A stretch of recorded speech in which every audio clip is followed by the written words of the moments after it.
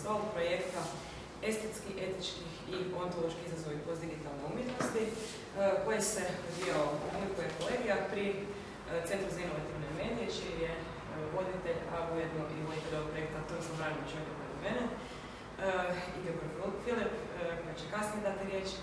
Evo, ja ne bih previše duljila, dala bi Tomislavu riječ i zahvalila u ime Galerije OK što možemo vama, svima, što možemo ugostiti ovako jedan dobar projekt. Eto, hvala. Hvala. Riječ za projekta sve što ja treba reći, tako da ja se zahvaljujem. Znači, pozdravim sve prisutne za tom stolu koju smo najavili, koji je zapravo ekstenzija tog našeg istraživanja unutar projekta koji si navela estetski, etički, ontološki izazovi postdigitalne umjetnosti. I mora nekako, evo, možda kao uvodnu neku riječ reći da taj postdigitalni, to je pojam postdigitalni, kod mene i kod drugih izazvao neko zanimanje što bi to moglo biti i u nekom šturom objašnjenju zapravo nekom kretanju čovjeku nakon neke digitalne revolucije, gdje sad taj medij digitalni nije više u nekom fokusu zbivanja, nego pokuša da se integrira sve skupa u neke ljudske vrijednosti. Međutim, to digitalno je dobilo svoju ekstenziju u toj umjetnoj inteligenciji koja se zapravo nametnula već u startu našeg istraživanja kao nešto jako bitno, jer zadire znači ne umjetna inteligencija kao umjetnički medij, nego kao fenomen koji ide u smjeru, meni se bar tako čini, zapravo promjene neke stvarnosti i kontrole nad informacijom, kontrole nad nekom premisom koja u konačnici rezultira nekim umjetničkim radom. Znači, mi se slučavamo s nečim što je, kako bih rekao, i veće od digitalnog, i veće od umjetničkog medija i zadire u ontološke razine. Zbog toga smo razmišljali u startu da se zapravo krenemo filozofije kao suradnik u tom umjetničkom istraživanju, da to ne bude jedno klasičko umjetničko, medijsko korištenje nekih novih alata, nego da probamo shvatiti koje se promjene zbivaju, da li, kako može zapravo umjetnost odgovoriti, da li može umjetnost odgovoriti na taj izazov, da li može biti relevantna u odnosu na ono što se zbiva, znači ne samo u odnosu na AI, nego na opće kretanje društvenih zbivanja i događanja, znači koja je pozicija umjetnosti, kako se uključiti u tu da bih rekao, dnevnu borbu, koja je politička, koja je, kako bih rekao, angažirana i koja bi trebao sudjelovati i umjetnost. Ne biti taj neki ukras sistema. I od tuda su ta pitanja, znači estetski, etički, možda i veći naglas zapravo tom etičkom, koji je po mom dubokom uvjerenju zapravo zadnja granica umjetnosti, jer drugo sve je zapravo asimilirano. Znači, mi smo asimilirali umjetničku mogućnost, sve, život sam, tijelo, znači sve je postalo moguće, potencijal, i ostaju nam te etičke granice koje sad, evo i taj izazov umjetne inteligencije, koja možda i postoji neka umjetna savjest čovječanstva, ili bar neko se nada da bi to moglo postati, i nakon našeg, recimo, povijesnog neuspjeha ipak promijeniti ishod. Evo, to je bilo ovako radikalno govoreći naše istraživanje u kojem smo sudjelovali svi prilično intenzivno, jako dobro tekstova se pojavilo i razmišljenja. Dio toga je ovdje izložen u obliku nekih radova, gdje opet zapadaš u problem vizualizacije nečega što možda i nije odgovor treba biti vizualno, ali se desilo da je neka stara paradigma neke umjetničke reprezentacije, koja možda, ne znam da li ima više smisla u ovom smislu, ali mi smo umjetnička akademija, bavimo se umjetničkim projektom, imamo umjetnost u naslovu, pa smo onda mislili da se ta umjetnost ne može pojaviti u tom nekom klasičnom smislu. Evo, i u tom pogledu ja bih najavio, znači imamo jedan film od radnici, to je Stri, kolegice s kojima smo zapravo izvirati svi prijatelji, koji smo prisutni stalno sa našim izgledamo studenti, nisu studenti, nego su bili zapravo suradnice u istraživanju, ne? Evo, kolegica Iris Ivanović, koja se bavi primarno estetikom i filozofijom umjetnosti, posebno književnosti, poezije i Kantovom estetikom. Ne tako zvuči kao kvantnom estetikom, ali tu negdje blizu, ne? Tako da će onda dati jedan sigurno dublji pogled na ovo o čemu razgovaramo i najaviti govornike, sudionike u stolu. Zatim imamo Dijanu Protić, koja je doktorantica, surađuje s Centrom za inovativne medije već više godina, bavi se dramaturgijom i suvremenom umjetnošću i piše doktorat o novim medijima. Mi se čini da se radi o novim medijima u Hrvatskoj kroz jedno vremensko razdoblje. I onda imamo Ingrid Filip, koja je isto član našeg projektnog tima, koja će najaviti, možda sad prije nego što predamo riječ moderatoricima ovog stola Dijani Iris, još samo najava performansa večeras od 8, Ingrid Filip, profesorica, medijska umjetnica. Ja sam volila Tomislava jer mi je jako bilo drago da nakon ovog sigurno sjajnog razgovora ostanete u 8 sati na stvarno posebnim gostima iz Austrije, dakle Marko Čičeljani i Barbara Lüneburg, koji će napraviti nam zaista interesantan, nešto novo lecture performance. Oni su inače oboje, ja ću njima malo više reći 8 sati, oboje su i muzičari, kompozitori i tako dalje, da sad ne govorim, pa sam htjela samo još jednom reći da se nadam da ćete ostati i na tome i bilo bi mi jako drago. Hvala lijepo. Evo ja proglašavam. Izvolite. Hvala Tomislavu na ovom kratkom uvodu. Ja ću prvo predstaviti kratko naše sugovornike. Mi ćemo nekako pokušavati povezati umjetničku praksu i filozofiju, tako da ćemo čuti iskustva iz prakse u vezi korištenja digitalne tehnologije u umjetnosti. Dakle, do mene je Aleksandar Vejnović, on je stručnjak za medijsku kulturu iz Berlina, stvara u audiovizualnoj umjetnosti, komunikaciji novih medija i kulturnom menadžmentu. Također se bavi umjetnošću zvuka, trenutno predaje u Darmstadtu. Druga sudionica je Ksenija Savčić, koja dolazi iz Rusije, iz obitelji istaknutih akademskih glazbenika. Studirala je na sveučilištu u Zagrebu, na Muzičkoj akademiji, gdje je diplomirala 2007. i stekla titulu magistra glazbe. Imala je različito radno iskustvo kao zaposlenica HNK u Zagrebu, HNK u Ivana Plemenitom Zajcu u Rijeci, orkestralna umjetnica violinistica. Također je radila kao glazbena terapeutkinja u Centru za autizam u Rijeci i od prošle godine doktorantica na studiju filozofije i suvremenosti na Filozofskom fakultetu. Evo, to su dakle naši, ajmo reći, medijski gosti, a naši gosti koji dolaze iz perspektive filozofije, odnosno prava, su sa moje lijeve strane profesorica Ivana Kunta. Profesorica Ivana Kunta, dakle, sa Pravnog fakulteta, koja je ujedno i predstojnica katedre za međunarodno i europsko privatno pravo. Profesorica Kunta se već cijeli niz godina bavi raznim aspektima pitanja autorskih prava, dakle, zaštita autorskih prava, pravo na autorska prava, korištenje autorskih prava unutar društvenih, političkih, znanstvenih praksi, ali se isto tako bavi i ovim pitanjima koje su nama zanimljiva, kako u kontekstu pravne regulacije, umjetničke regulacije, tako i u kontekstu zaštite kulturne baštine i u tom smislu jako mi je drago da ste s nama, jer je upravo dakle ovaj most prema pravnom aspektu onaj kojeg mi filozofi trenutno nekako najviše zapravo nastojimo istražiti.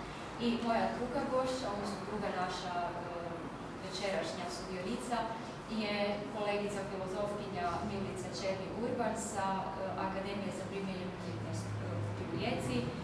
Profesorica Černi-Urban je trenutno i predstojnica na odsjeku za izvedbene umjetnosti i ona se polu-hobije, a polu-profesionalno bavi različitim medijskim oblicima kao što su glazba, dakle skladanje i pisanje tekstova, dobitnica je nagrada u domeni u području fotografije i bavi se režijom, ali zapravo će nam večeras biti nekako možda i zanimljivije kao filozofkinja, obzirom da se sa studentima na akademiji u velikoj mjeri bavila upravo ovim pitanjima koje su nama zanimljiva. I evo, na današnji dan je izašlo njezino istraživanje. Ne, nije moje istraživanje, ne, krivo sam gledala.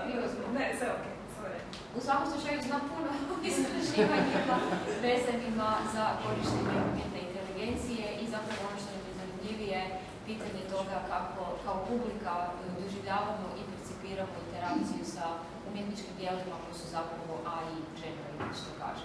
Tako da ćemo možda naprosto da vas uvedemo u raspravu, otvorit ćemo ovaj okrugli stol zapravo sa, tako kažemo, umjetničkom, iz ove umjetničke strane, pa evo pozivam Dijanu da prokomentiramo zajedno sa gostima, dakle, aspekte digitalizacije umjetnosti u kontekstu umjetničke produkcije i recepcije. Dobro, mislim da možemo onda odmah krenuti na prvo pitanje. Dakle, u kojoj mjeri koristite digitalne alate u vašem radu umjetničkom i koji je vaš stav o tome?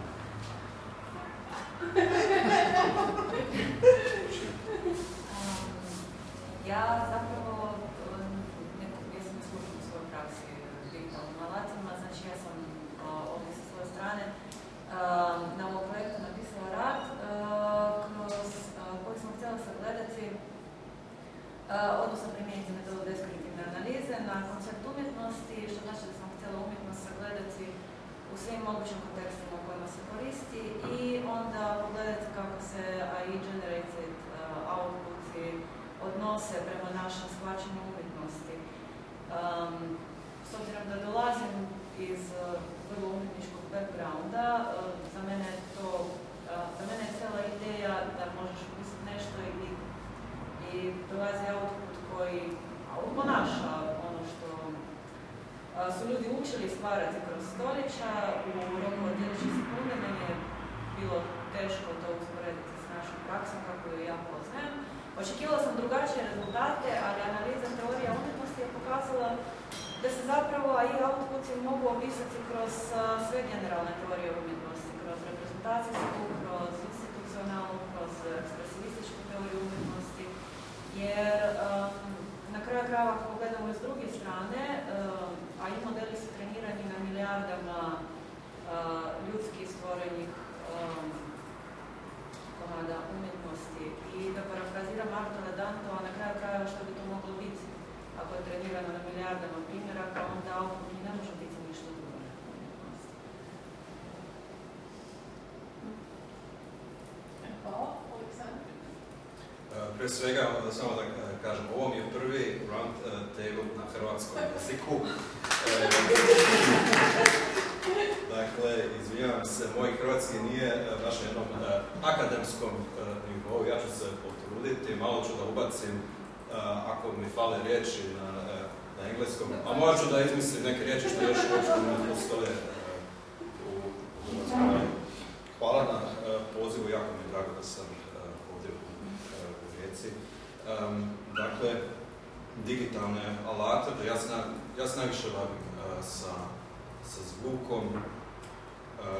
Kad sam još više radio na fakultetu u Darmstadtu, mi smo se najviše bavili sa takozvanim imerzivnim medijama, znači kao 3D zvuk, kao full dome film.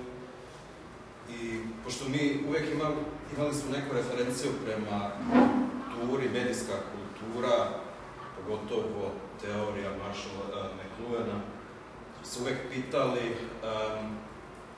šta u biti radi ta nova tehnologija s nama kao recipijent. Znači mi možemo tu o teoriji puno da pričamo, ali mi smo više u praksi. I koje nove mogućnosti se može stvarati sa tim novim tehnologijama. I, dakle, to je jedna stvar, a mene posebno me zanima isto u mom radu kako mogu da istražujem te potencijale medije ne samo kao umjetnik, kao sami ili individualni osoba, nego da radim, da istražujem zajedno sa ljudima što nemaju neki dodir s tim. to sada nove medije ili medijska umjetnost i tako dalje. Dakle, mi smo na fakultetu uvijek sa studentima koncipirali radionice i te radionice su onda oni pravili sa građanima, sa lokalnom publikom u jednom malom mjestu pored Darmstadta, što ima samo nekih 15.000 stanovnika, znači to je ona rural area, što se kaže, znači malo konzervativno prema medijama i umjetnost, ali to je jako interesantno šta se tu sve može stvarati kad se istražuje utjecaj medijske umjetnost na društveni angažman, na neke, kako bih rekao, na socijalnim interakcijama. Znači, da skratim, digitalne alate, da, interesantno, ali nije mi fokus samo na digitalnim alatima, ja ne želim da odem u neki hype tehnologije. Mislim da možemo sad prebaciti lopticu. Evo, ja bih hvala vam ovo ste Natalija jako puno zapravo za razmišljanje. Znači, CEMI je ovaj problem na kojeg vi ukazujete kad kažete da zapravo, barem iz ove filozofske perspektive, apsolutno sve filozofske teorije, odnosno teorije koje su nastale, naravno, u suradnji sa umjetnicima, mogu na jedan ili na drugi način objasniti zašto bi dijela koja su nastala kroz nekakav AI model zapravo bila umjetnička dijela.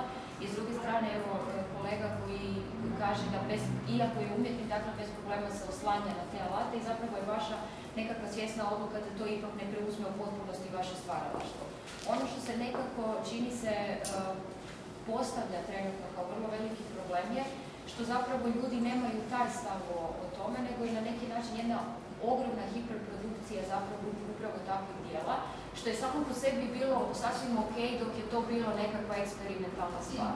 Onog trena kad je problem postao i filozofski zanimljiv i, ajmo reći, pravno zanimljiv, je bilo kada su AI generirane umjetnosti počele, da bude konkretno umjetnička dijela, počela biti vrednovana kao umjetnička dijela, u smislu da su dobivala razne nagrade po nekakvim, ne znam, koncertima ili festivalima ili izložbama u muzejima itd.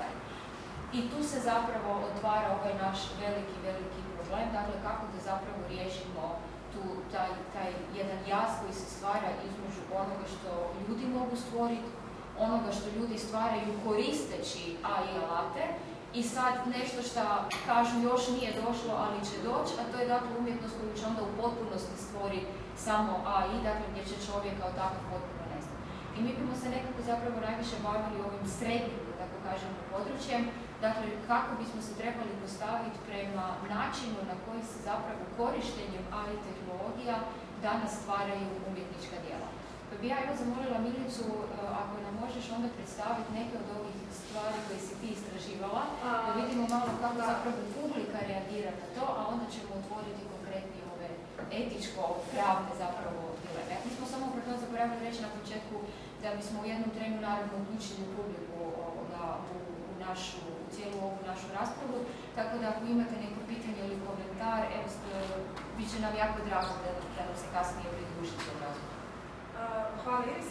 Pa ja mislim da je izuzetno važno zapravo na neki način osvijestiti kolika je to količina tema i pitanja koja proizlazi iz činjenice da postoje AI alati i da postoji mogućnost da se oni koriste.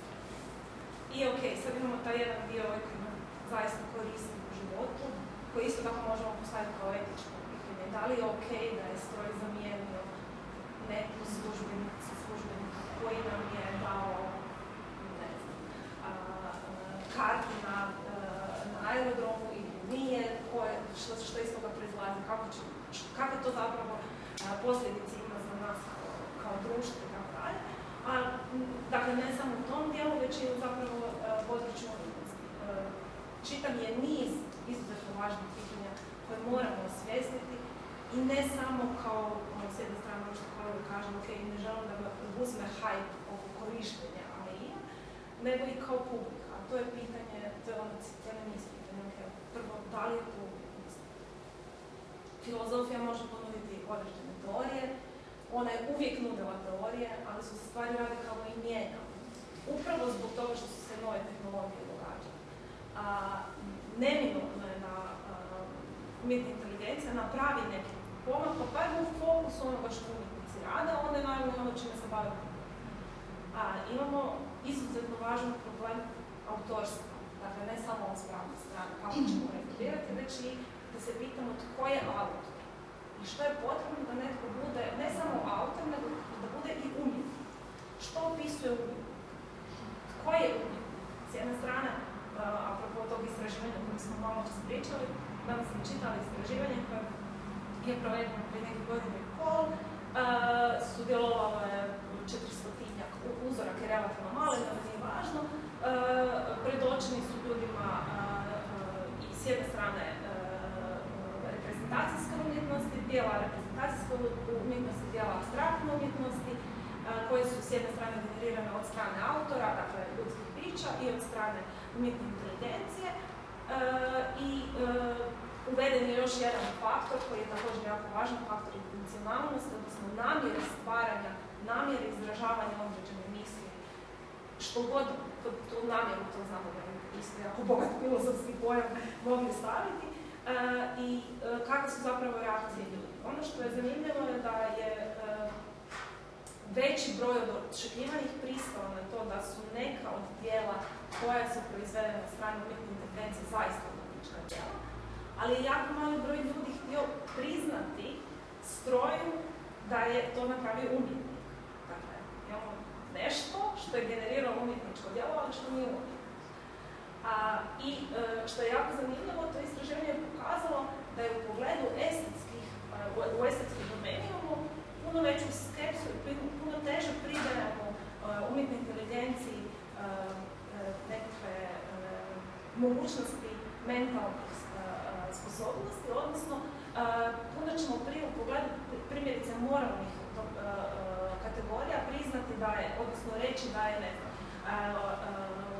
neki robot nemoralan i tako dalje, dok to nećemo činiti, nećemo pridavati takva svojstva koja su specifično vezana za ljude u pogledu estetskog. Pardon, samo malo onda zaustaviti ovdje, Ksenija, ja bi se tu vratila na vas, jer vi ste u svom radu nekako čini mi se najviše usredotočena na to. Znači, ako s jedne strane kažemo, ok, očito AI nije čovjek, nema intencionalnost, nema kreativnost ili barem ne našu ljudsku, sigurno nije umjetnik. A s druge strane, ali baš stvara lijepu umjetnost i baš nam je to lijepo. Zašto je to problem? Drugim riječima, zašto bi jedna hiperprodukcija umjetnosti bila zapravo etički, a vidjet ćemo kasnije i pravno problematična? Ja, odgovorit ću na to pitanje, ali bi se uzela sa vremena da se prvo referiram na ovo što je kolegica govorila, jer bih htjela naglasiti da rasprava nije od danas i nije od jučer, nego je od ranih 90-ih. I čini mi se da je tad na aukciji u Christie's 2018. je prodana prva umjetnina napravljena. Ne, Aaron Elgamal, Ahmed Elgamal, to je bilo 90-ih. Portret gospodina Bellamija iz obitelji Bellamija. Ne znam, ali tada je prodana u Christiesu, portret je prodan za nevjerojatnih 300 i nešto tisuća dolara.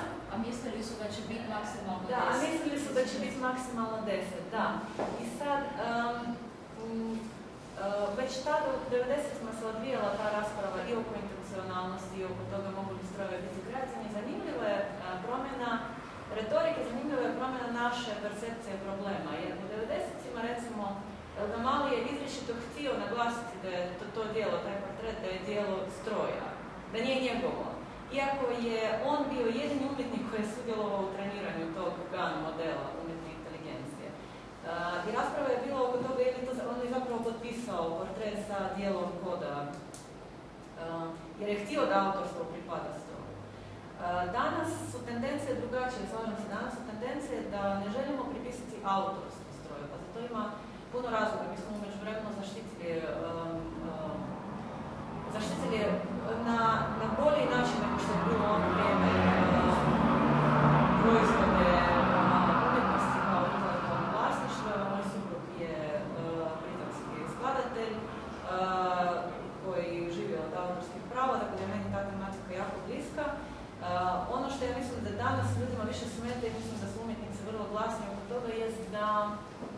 su današnji veliki jezični modeli trenirani na zaštićenim podacima.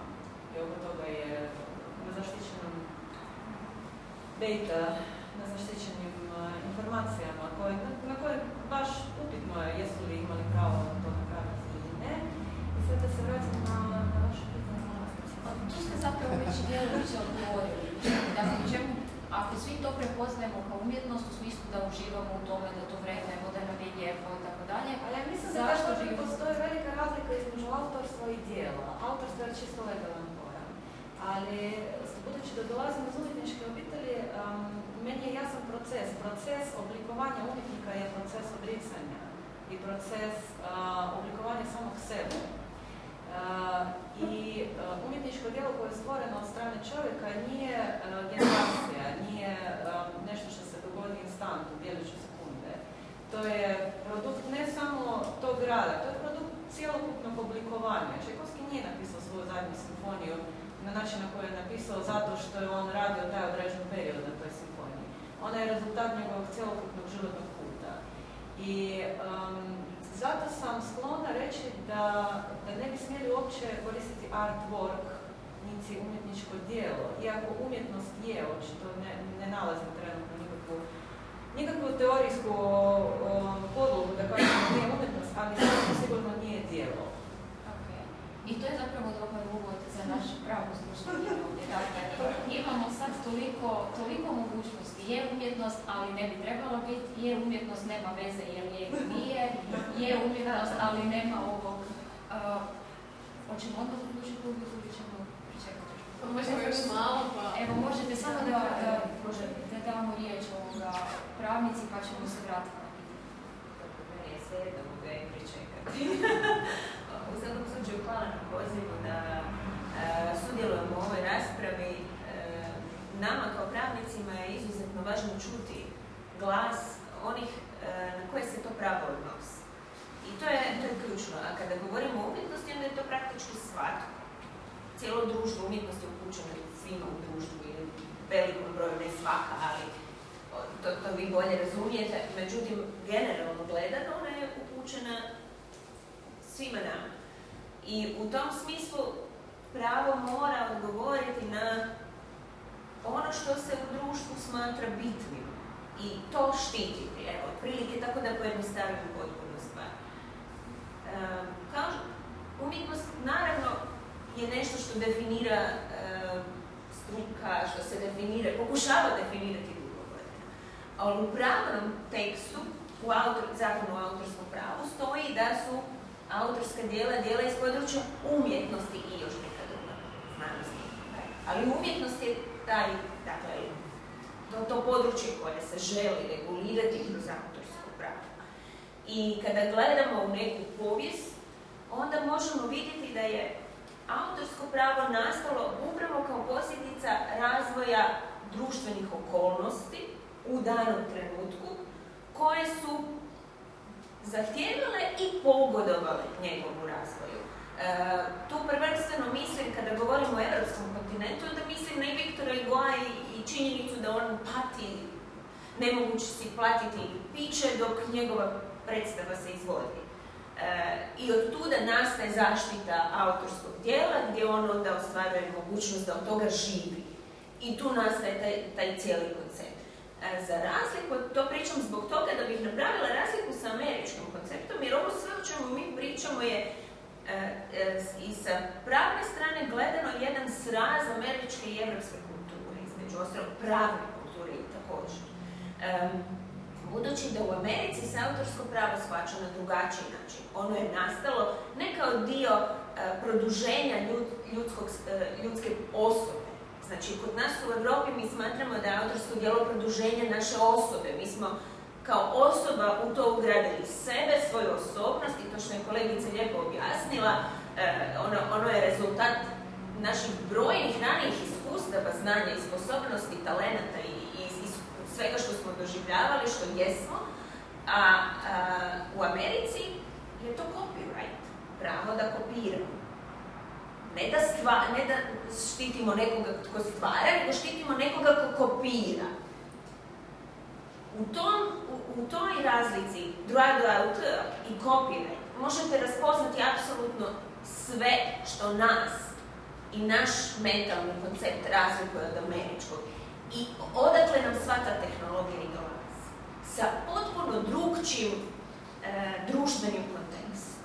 Ja ne kažem da tamo umjetnici nemaju slična razmišljanja, ali oni tamo nisu nikakva velika snaga koja može promijeniti taj koncept autorskog prava kao kod nas. Tako da, evo, govorim u tom pravnom segmentu jer tu se osjećam najsigurnije, iako vrlo rado slušam sve ovo ostalo. Tako, to je jedna početna premisa od koje moramo krenuti, u kojoj svi alati umjetne inteligencije koji dolaze iz SAD-a, budemo realni, tamo je nastala. I od tuda se širi dalje i oni zapravo pronose kao ti alati, tako i svi drugi, Google i svi naši digitalni alati današnjice došli su zajedno s mentalitetom Amerike. Zašto su pravila igre nama strana i čudna?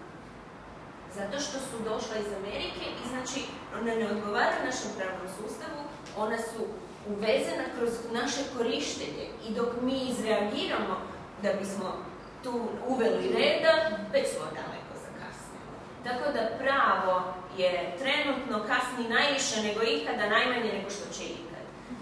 Ono što možemo slobodno reći je da ne možemo se baš jako pouzdati u pravnu regulaciju, budući da pravna regulacija mora biti jedan sukus društvenog sporazuma koji je teško postići u današnje vrijeme zbog velikog broja interesa koji se sukobljavaju oko svakog ključnog pitanja, posebno onog koji ima komponentu zarade. Eto, i tu je jako teško izboriti se za nešto, neku promjenu. I te promjene koje jesu događaju se u pravilu interpretacijom postojećih propisa, u kojima onda se pokušavaju snalaziti svi koji funkcioniraju. Ono što se meni čini je da umjetna inteligencija donosi najveći preobrat do sad. Mislim, imali smo preobrat sa izumom tiskarskog stroja. Stvarno je bio veliki. Tu je kontrola informacije se potpuno promijenila. Nama je možda i teško shvatiti koliko je to bila kopernikanski moment u kontroli informacija. Ali doista se dogodio. Sada se događa jedan sličan moment po meni, jer je ovo nešto s čime se nismo na ovaj način susretali, da netko zamjenjuje nas u našim osnovnim ljudskim funkcijama, koje smo smatrali da su samo naše. To je ta inteligencija i kreativnost. Mi ih nikad nismo pripisivali nikome. Nismo dopuštali da netko drugi ima takve funkcije i pravo je to na taj način slagalo. Dakle, postoji definicija autorskog djela i postoji definicija autora, isto tako. Tko je autor? To je jednostavno pitanje koje ili traži redefiniciju, kao što vi ste malo prije spominjali na određenim mjestima, i redefiniciju djela, i jedno i drugo su ključni pravni pojmovi, ali oni nisu upravo došli zbog pravnika, nego su upravo došli iz društvene stvarnosti. I u tom smislu ta društvena stvarnost mora utjecati i na naše shvaćanje toga što će to biti u budućnosti. Bilo bi sasvim nelogično da neki pravnici određuju budućnost umjetnosti. To je apsolutno nedopustiva ideja. Znači, i naravno da ono što moramo zajedno što prije doći do saznanja što želimo postići s ovim. Ono što bih rekla kao možda jedan element samo pred kraj ovog dijela razgovora je da je autorsko pravo nastalo da bi štitilo intelektualnu tvorevinoću. To mu je bila inicijalna intencija. Dakle, svijet je postojao bez autorskog prava, sjetimo se. Nije to tako davno bilo da je postojao i da su umjetnička djela nastala i bez autorskog prava. Kakvog danas znamo. Dakle, mi možemo i bez toga, a možemo i sa potpuno drugačijim autorskim pravom. I to je osnovno saznanje koje moramo imati. Jedino što je teško nama, kao društvu mijenjati te vrlo temeljne koncepte, temeljne postavke. I pravo je možda jedna od stvari koja se najsporije i najteže mijenja, jer je taj pravna struktura, način na koji se mijenja je jako rigidna, jako formalna. Eto, tako da to je možda nešto o čemu moramo razmišljati. Sjajno je da imate potrebu komunikacije između raznih disciplina, jer bez toga stvarno nitko nikog neće razumjeti. Mogu samo na tom tragu se vratiti umjetnicima i stvarno uključit ćemo i publiku, ali jer imamo i među publikom puno ljudi koji se bave umjetnošću na način da koriste ovu tehnologiju. Da li vi možete s nama podijeliti neka iskustva o tome koliko vi zapravo kroz svoj rad osvješćujete ovu vrstu problema sa kojima, ajmo reći mi filozofi, sad malo uzimam sebi za pravo reći samo mi filozofi, očito je i puno drugih struka, ali koliko ste zapravo svjesni ili koliko aktivno, da tako kažem, vas to ili muči, ili kao što se recimo u našoj suradnji, posebno profesora Tomislava, da je zapravo umjetna inteligencija jedan super alat koji umjetnost sad može koristiti za stvarati bolju umjetnost, zanimljiviju umjetnost, ljepšu umjetnost. Znači, da li je ova naša, ja ću reći, šiza opravdana iz vaše perspektive ili ste i vi na neki način, kao što je Ksenija, malo više zabrinuta oko svega što umjetnost upravo pruža? Pa to sada stvara ljepšu umjetnost i tako da je to sada, mislim, pitanje od koliko u biti gleda. Znači, ali mislim da to nije neko važno pitanje. Mislim, kako ste isto na početku rekli, AI to je strašna, velika tema. Stvarno je pitanje s koje perspektive da počnemo.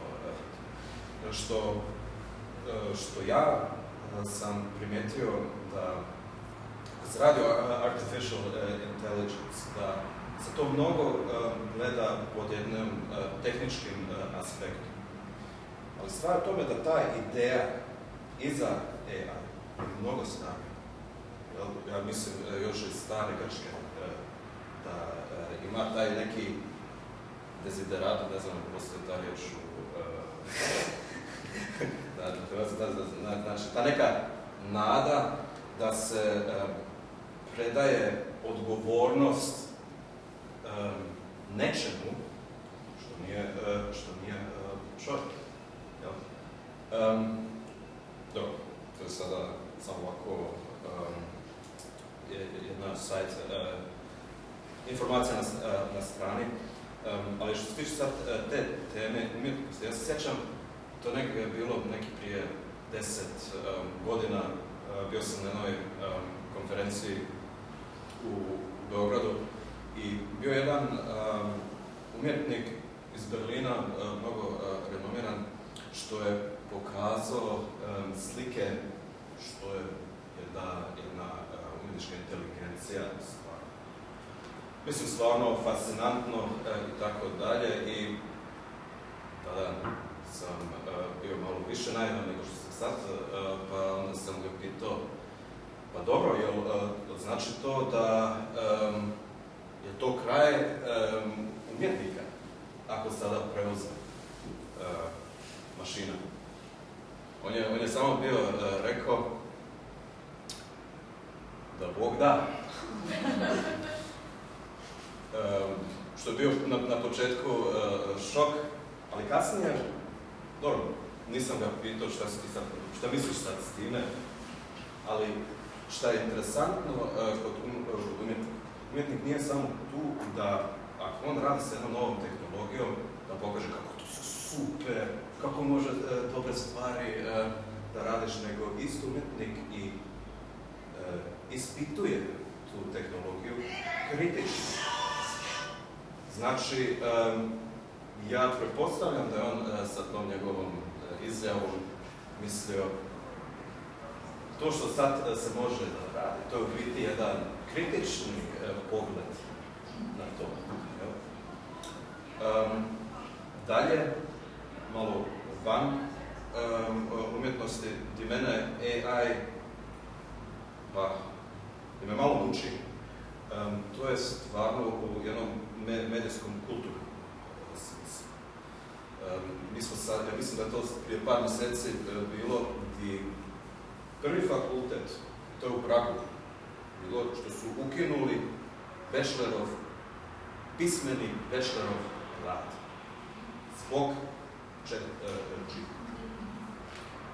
naravno, veliki je rizik da ako se potrebuje ChatGPT, na primjer, to da je jako teško naći plagijat.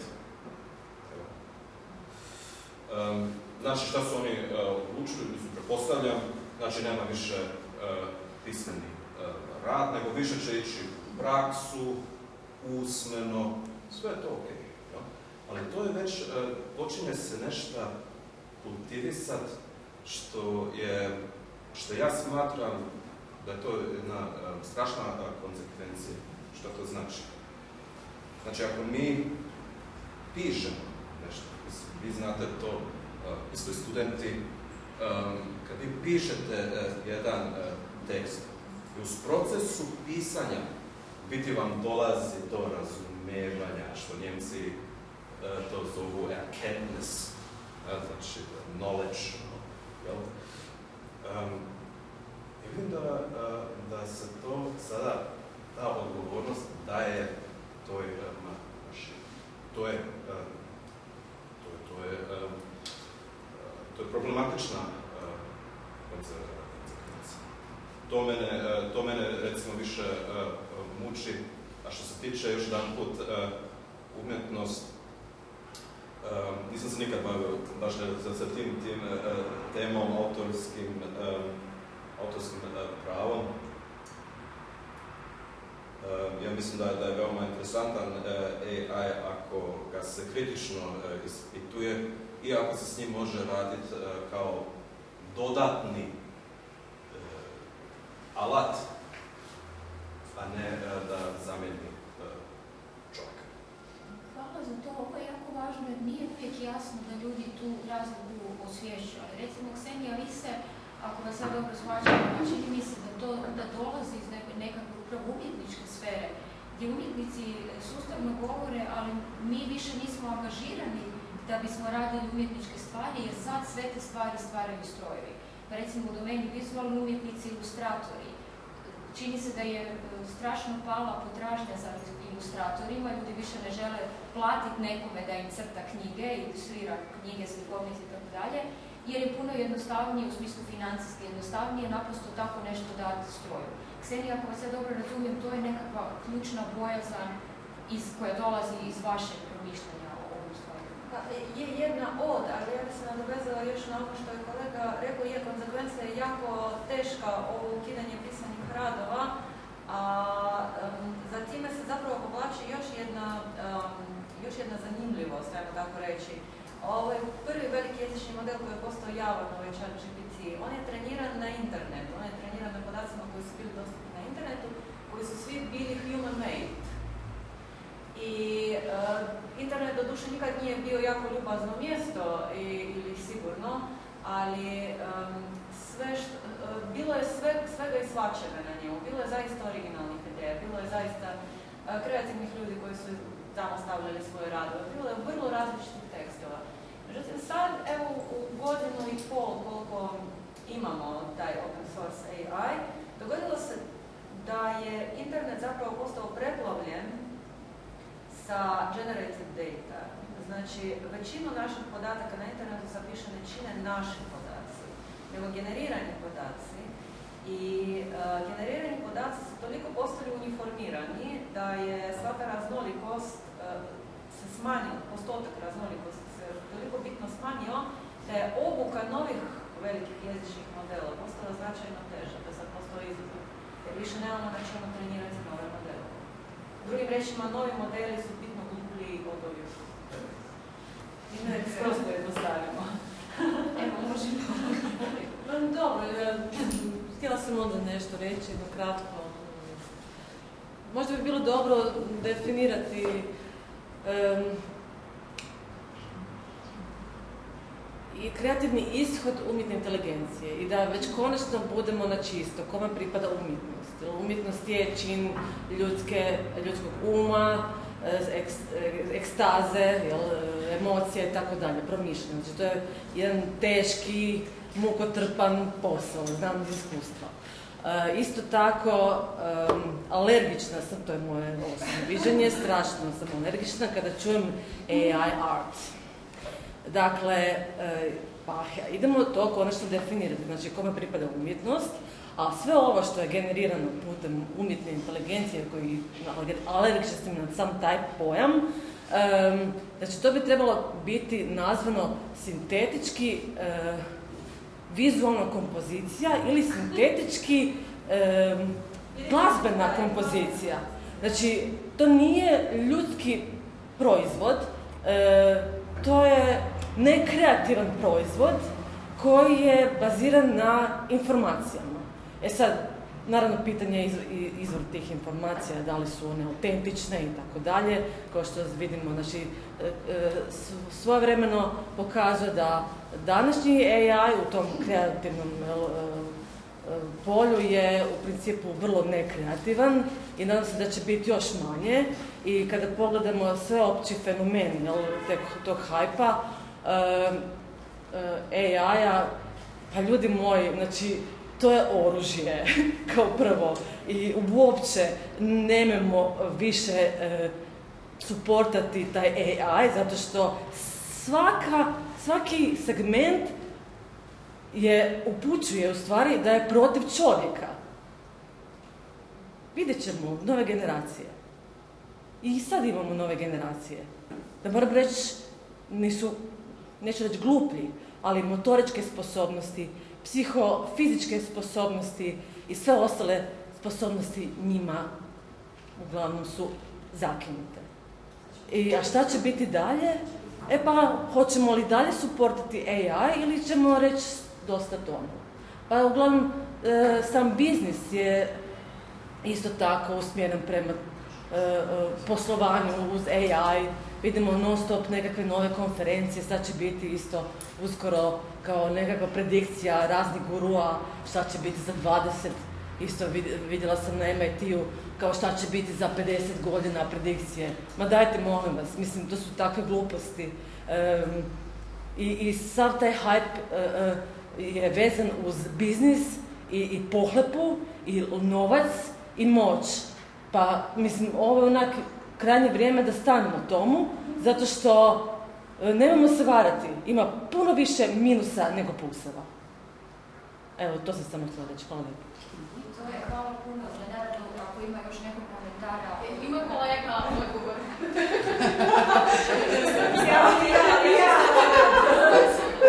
Odit ćemo redom. Mislim, srljamo u ponor svjesno. Pa, što se tiče da je to oružje čovječanstva, to može biti, to je ono distopija, ali sve, mislim, živimo u jednom sistemu, to je ipak jedan kapitalistički sistem, gdje se uvijek čovjek isto i treba pitati, ako imamo već takvu tehniku, ko drži moć, ko ima moć, ko kontroliše to, ko stvara te alate, ko može da koristi, ko ne, jel? I to je jedna, za mene, ja mislim da je to interesantno pitanje, ali tako isto možemo razumjeti digitalizaciju. Digitalizacija ideja je sasvim bila drugačija nego što je danas. Ja? Znači, digitalizacija kao, recimo već 60. godine, kad su izdavali onaj poznati Whole Earth Catalog, jel? Znači, još knjiga bila gdje u biti ljudi dijele svoje znanje, to je već počeo onaj DIY, do it yourself kultura i tako dalje. I kad su onda počeli ono sa cyberspace, što su oni htjeli, da oni nađu jedan prostor gdje mogu da se sastanu, da se mogu izmijenjati, da mogu da filozofiraju o novim konceptima života da bude tu za svako. Svako ima pravo da bude deo toga. Jel? Sad imamo jednu situaciju gdje te alate drže monopol. I oni naravno imaju svoje rules, rules, pravila. Što, da, mislim, može biti veoma problematično. Ali ja ne bi otišao skroz u taj pesimizam, nego ja mislim da i da umjetnost tu može da dodaje nešto u diskurs. Se sjetimo koja je tu ideja bila prije. Roy Ascott je napisao, mislim, 90. godine, jako fin jedan esej, kad su to bilo vrijeme telematic art. On nije pisao to dobro ili loše, ili šta da radimo sad s time. Nego njegovo, i tako se zove njegov esej, on je pitao samo, is there love in the telematic embrace? I to love nije kao što bi mi sada mislili ljubav u nekom romantičnom smislu, ali on je pitao koja je mogućnosti da ispitujemo isto našu vezu prema tim tehnologijama. Te tehnologije budu nama, ja mislim da bi ipak isto bilo interesantno da se pitamo to is there love in artificial intelligence, jel? Ali ima naravno upravo argument kojeg je, Martina formulirala, se može naći u filozofskim raspravama, naravno može se naći jedna potpuno druga strana koja kaže ne, tu je sve super, mi samo imamo nekakve određene predrasude, nije to sve tako strašno, nije pitanje umjetne inteligencije i digitalizacije, nego je zapravo pitanje nekakvih načina na koji će se cijela ta priča napraviti. Tako da je zapravo ta jedna sinergija tih dviju strana ono gdje zapravo se mi pokušavamo smjestiti i vidjeti gdje smo. Milice, ti si ovoga... Pa da, mislim, užasno je to kako bi rekla, ne znam s koje strane zapravo priče, ali mislim da ti si postavila zapravo jedno zanimljivo pitanje kao, ok, gdje je mjesto za umjetnika i umjetnost kad možeš naručiti, kad ti stroj može generirati neku ilustraciju kako tebi treba. Ja mislim da je to zapravo dobro pitanje i koje nas može uputiti na jednu jako važnu stvar koju zaboravljamo da nam umjetnost nosi. Prva stvar, ovo što način kako je kolegica malo prije objasnila kao ok, sad generiraju se podaci na temelju onoga što smo zamutili vodu iz ovog mulja, a sad idemo dalje. Ono što je značajno i važno je da razumijemo da se stvari generiraju prema dopadljivosti, ne nužno prema ljepoti niti po umjetnosti. Dakle, to je jako važan element. Umjetnost može i ne mora biti i dopadljiva i lijepa i tako dalje, ona je uvijek puno više. Druga stvar, po pitanju ovih ilustracija, mi kada se bavimo umjetnošću, odnosno mi iz perspektive publike, mi zapravo, čini mi se, dolazimo u svijet umjetnosti ne po nešto lijepo, ne po nešto što nam je dopadljivo, nego i po način kako netko vidi svijet. Dakle, taj element ljudskosti i zapravo na neki način i komentara i komunikacijskog čina i intencije prenošenja određenog čega god, kako god to nazvali, je važan element i mislim da je to nešto u čemu će umjetna inteligencija uvijek kasniti.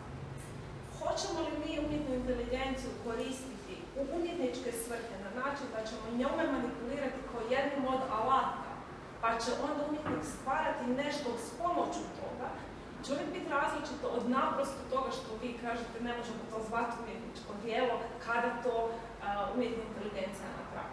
Mislim da su tu nekako, kako bi rekla, neke fine nijanse koje su nam izuzetno važne i koje mi dakle ne samo kao filozofi koji razmatramo o tome i što je kreativnost i što je autor i kako ćemo što definirati i do kuda seže, koja su etičke posljedice toga, kako se stvar ciklički mijenja itd. Čini mi se da su iz perspektive publike važno je zamijetiti te neke nijanse za koje se trebamo u krajnjoj liniji uhvatiti. Mislim, činjenica je da mi od umjetne inteligencije pobjeći ne možemo.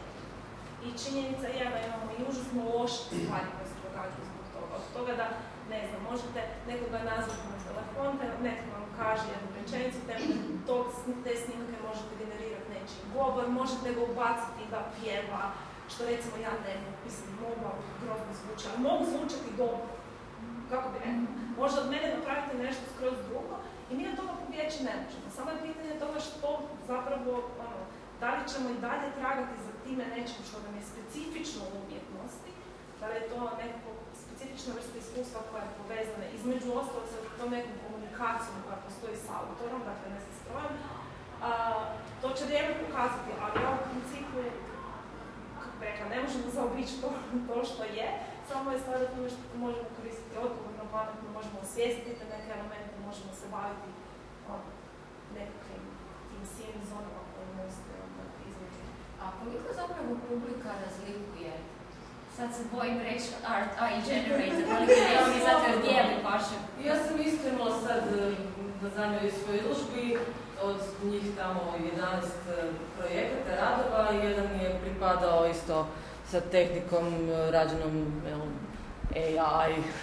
Naravno, kombinirala sam sa svojim postojećim radovima i citatima iz Biblije i onda je rezultat bio, naravno, generiran, ali eto, uglavnom, mislim, ja koristim digitalne tehnologije sa tradicionalnim tehnikama, kombiniram, nemam averziju prema tome, ali isto tako imam averziju ukoliko se neke stvari toliko stalno prostituiraju poput termina umjetnost, zato što je zbilja danas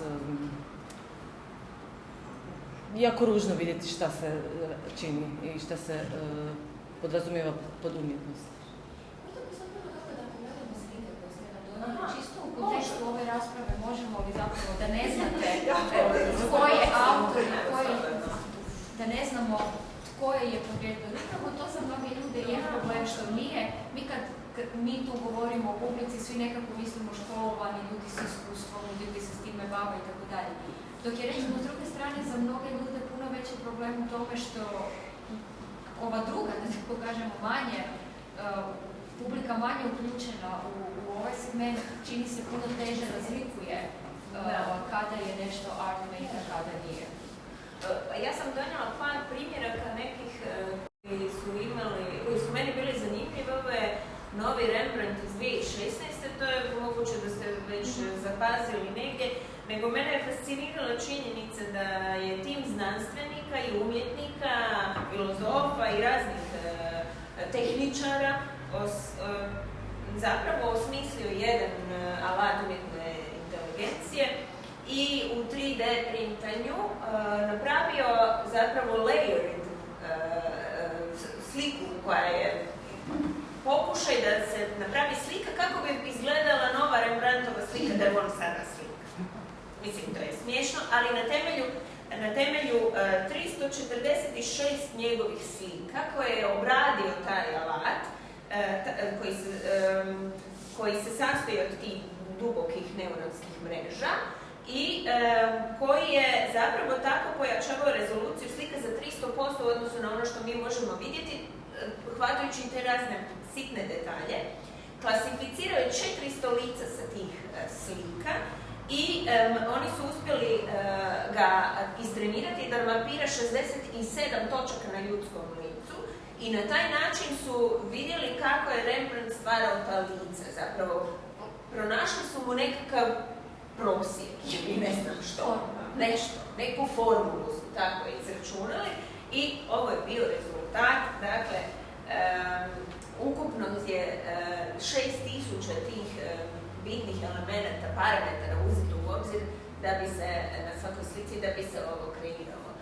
Meni je to bilo fascinantno fascinantno i zapravo je jedan alat koji je njima poslužio da jako detaljno izanaliziraju Rembrandtove slike. To mi se činilo sjajno u tom smislu da ih bolje razumiju nego ikad prije. Međutim, evo, to je nešto s čime se umjetnost susretala, bez pokušaja da se tu nešto autorsko pravno radi, no međutim, meni je bilo pitanje zašto nekakva akademija znanosti i umjetnosti nije reagirala protiv toga, nego još muzej u tome sudjelovao na način da se sad će se kreirati novi set od 300 i toliko Rembrandtovih slika i buduće generacije više neće znati koja je stvarno Rembrandtova, koja nije i tako, svi će biti to Rembrandti nekakvi. Koga briga koja je bila prije ili kasnije, možda su ove kasnije još zanimljivije za gledati, onda će cijeli svijet pun Rembrandtovih slika na sve strane. Ja bih samo nešto rekla što je vrlo bitno, ja mislim, kad se govori uopće o klasicima, slikama koje uopće nisu digitalne, to je apsurdno, jer jedino u pravom muzejskom ili bilo kakvom prostoru kad se vidi ta slika fizički, to je ta slika. Ovo je sve, to nema veze.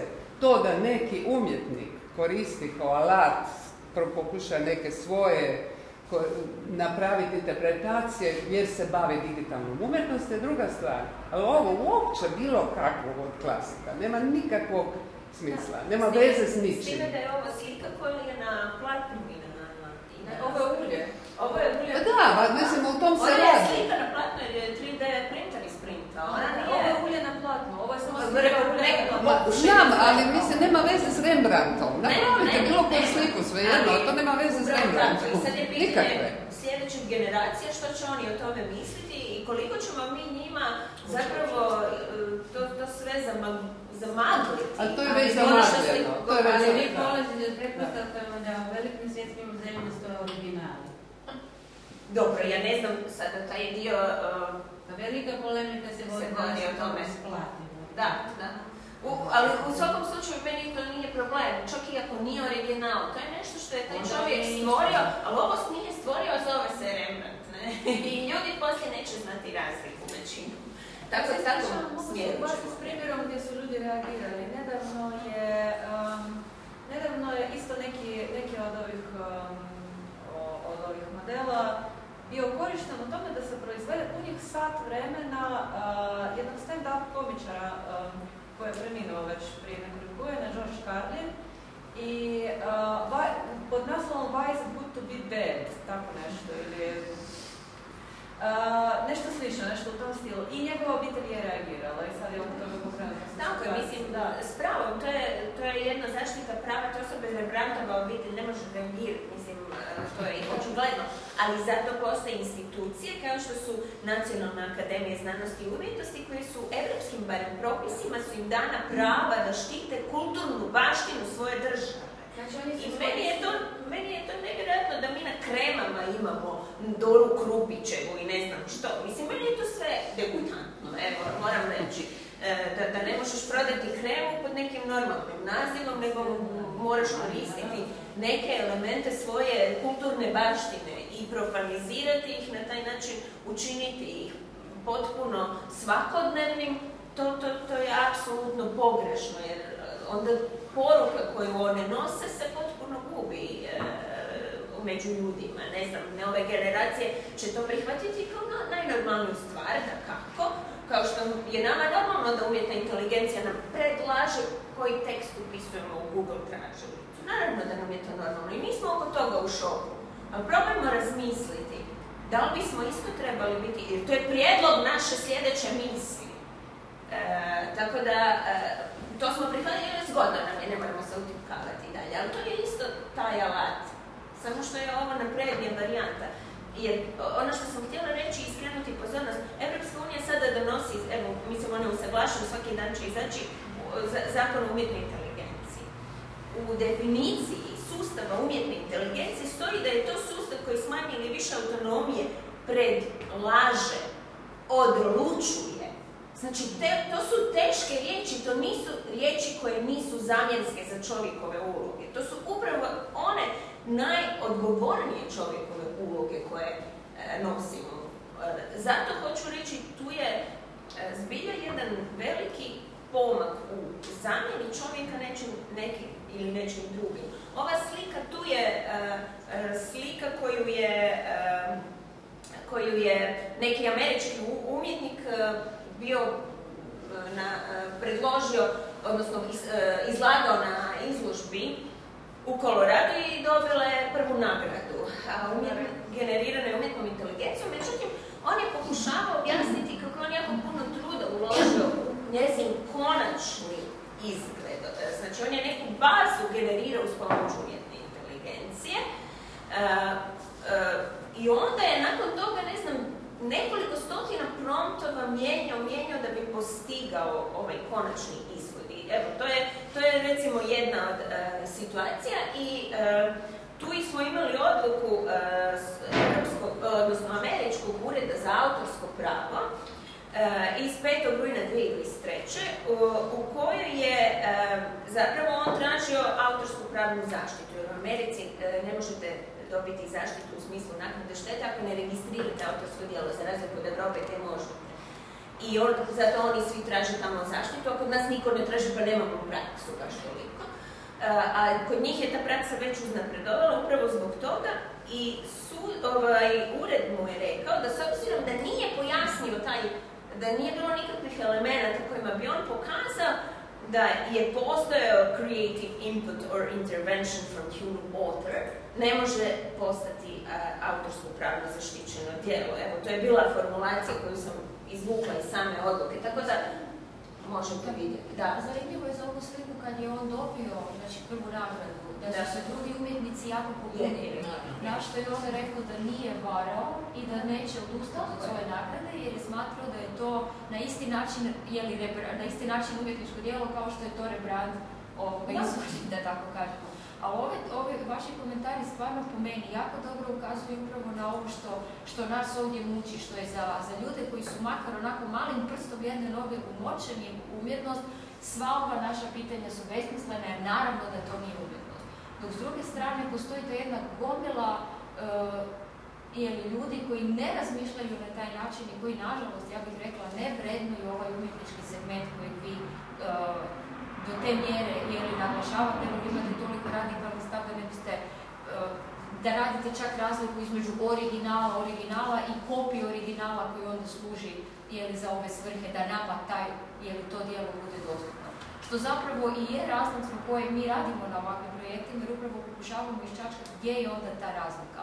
A ova slika jako dobro po meni to ilustrira. On kaže, ja nisam varao, ja sam stvorio umjetnost, naprosto zato jer sam 100 puta morao pisati. Oni niko ne kažu ništa suprotno, ali imamo jedan drastično drugčiji primjer, a to je sljedeći, Steven Tyler. On je još od 2012. stvarao svoj The Bulls. To je alat umjetne inteligencije, generativne umjetne inteligencije, isto tako da stvara različita vizualna djela i tako dalje.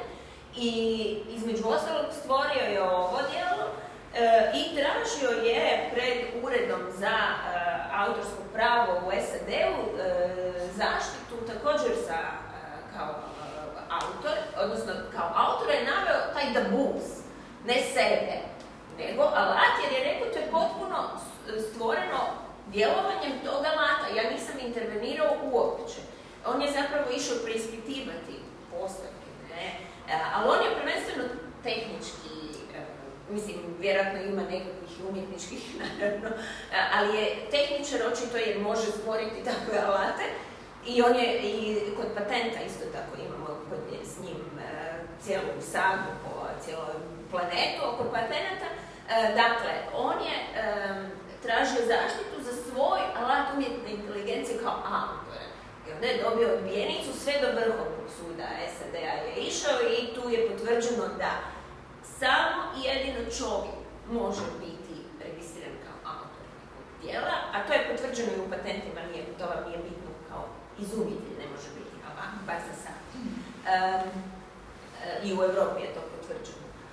Ono što je jako zanimljivo jest da on zapravo uopće tu nije ni pokušavao tvrditi nikakav ljudski involvement u cijeloj toj priči.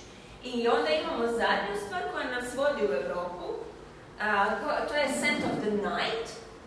To je spor, ove godine su kada su sporovi bili u pitanju, ne kad su nastala djela. Ovo je djelo nastalo još 2010. godine. Jedna autorica Chiara Bianchieri iz Italije, koja je inače arhitektica i radi tako svašta, ona voli eksperimentirati s fraktalima i već dugo vremena ona to na taj način radi i ovo je jedan od fraktala koji je bila objavila na internetu u toj društvenoj mreži u kojoj komunicira s ostalim ljudima srodnih interesa i kada je bio festival Sanremo 2016. godine oni su preuzeli to i iskoristili su na Sanremo i poslije ih je ona tužila je RAI i dobila je spor u Italiji, tužila ih je zbog povrede autorskog prava i jedno od pitanja koja se postavilo i pred njihovim vrhovnim sudom, dakle prvo na nižim razinama, kasnije na kasacijskoj razini, je pitanje je li ona zapravo mogla biti autorica, jer je naravno tuženi kraj tvrdio, ali to je generativna umjetna inteligencija, nije to njezin rad. I ako ona nije njezin rad, ona ne može ni tražiti zaštitu.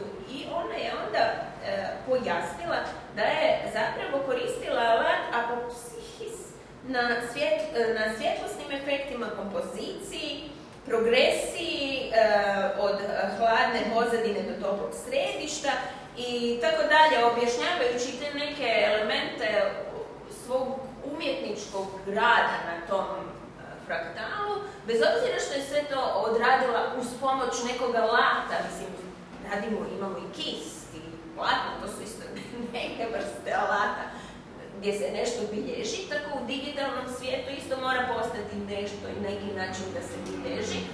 I u tom smislu je sud rekao, mi smo dovoljno uvjereni ovime da je njezin doprinos istinski originalan, autorski, u ovom dijelu, da ona zaslužuje autorsku zaštitu. Eto, tako da to je trenutno stanje pravne zaštite ovakvih dijela, gdje sukus je, ako postoji dostatni ljudski input, originalni input, onda će to biti autorsko djelo. Znači ono mora biti samo po sebi originalno, ne može biti.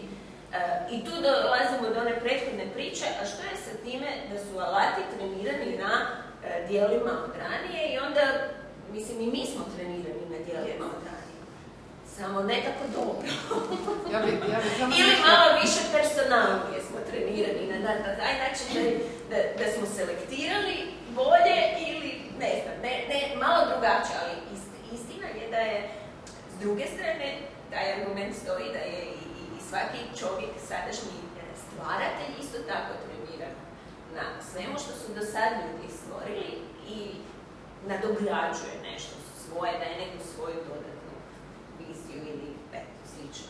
Tako da nadam se da nam je ovo pomoglo da malo barem raščistimo i razbistrimo kako pravo stoji sada i meni bi bilo stvarno zanimljivo čuti povratnu informaciju, da li je to nešto što odgovara poticajno je za umjetnost, jer osnovna stvar autorskog prava je u funkcijama koje ima, društvenim funkcijama. To je prvo da prizna autorstvo, to je pod broj 1.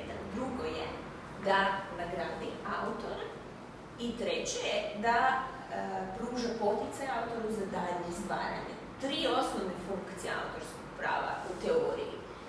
Tako da, ako mi promišljamo o zaštiti ovakvih dijela, mi uvijek promišljamo ispunjava li ta zaštita te funkcije. Evo, to je ono kao kad vi razmišljate je li nešto umjetnost pa ju provodite kroz te teorije. Mi imamo recimo više manje u svijetu usuglašenu definiciju. Imamo utilitarističku i deontološku i tako dalje, ali uglavnom su to te 3 funkcije. Malo ih različitije shvaćamo u pojedinim državama, ali je to otprilike to što se želi postići. Pa je, ako smijem nešto reći. Recite, pa ćemo onda Ksenija, ja bih vas pitala za komentar ovo zadnje djelo, mislim da ste tu, ali da čujemo profesoricu. Pa ne, ja bih samo htjela jednu stvar reći, a to je mi stalno govorimo o jednoj individui. U novomedijskoj umjetnosti, to se zna već godinama, je suradnja između različitih umjetnika, tehničara i programera ili šta već. Umjetna inteligencija može biti jedan element, ali tu autorska prava ne možemo više tražiti za jednu osobu. Za jednog slikara možemo, za nju možemo eventualno. Ali novomedijska umjetnost se bazira na grupi od ljudi vrlo često. I onda umjetna inteligencija može postati jedan element. To je moje mišljenje. Ali mislim, pardon, recimo, Milice, ti ćeš znati iz domene filma, film je isto kolaborativna, isto ne možete jednoj osobi dati, a kad su krenuli nedavno, ne znam da ste to čitali. Nije to prvi suautorstvo ili koautorstvo ili zajedničko autorstvo, postoji kao koncept o autorskom pravu od samog početka. Ali problem je bio kad su htjeli ove mrtve glumce uvesti kroz razne kao da su dio žive ekipe. To je protivno autorskim moralnim pravima nekome dati autorstvo na djelu koje sam nije stvorio. To je suprotno moralnom autorskom pravu, jednako kao što je suprotno ne priznati nekome koje je stvorio autor. Ali to je sustav umjetnosti davno odrađen. Umjetnost je već to samo odradila, sad je namjerno. Znači ovo je industrijski predmet gdje je izašlo iz tvornice kao artefakt. Ali se opet raspravlja o tome tko je bio prvi koji ga je stavio u muzej i na neki način, mi kad govorimo sa studentima o tome, vrlo konkretno prozivamo imena. Ne prozivamo proizvođača umetnosti. Dakle, ja govorim o sustavu, to je umjetnost već sama učinila. Zapravo moramo razlikovati autorsko djelo i industrijski dizajn. Uvjeti za zaštitu nisu jednaki kada govorimo o tim stvarima. Znači, djela tog obliki i te neki različiti elementi nekog djela koji mogu biti istovremeno i autorski prav djela i industrijski dizajn, ali ako nisu originalni, onda će ući u sferu industrijskog dizajna. Znači, samo onaj originalni primjerak će biti autorsko djelo i nakon nekog vremena će steći, tako da industrijski dizajn istekne. Zato ga mogu svi poslije upitati, upjetno rečeno. Ako nemam više komentara, Ksenija, ćemo se nas malo vratiti na ovu pred kraj ovog komentara. Znači, u čemu je po vama? Koji su zapravo ti problemi? Treniramo se na temelju postojećih. Zašto je to? Gdje je tu problem?